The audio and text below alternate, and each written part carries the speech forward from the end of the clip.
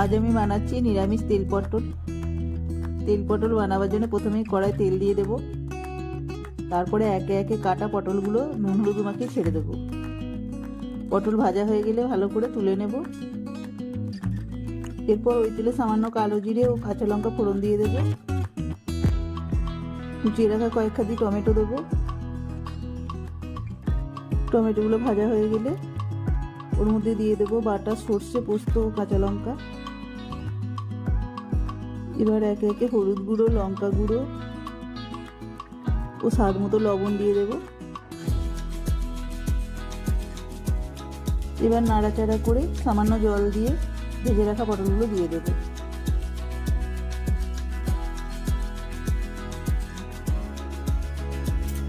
এবার 5 মিনিট ঢেকে রাখলেই রেডি তেল পটল।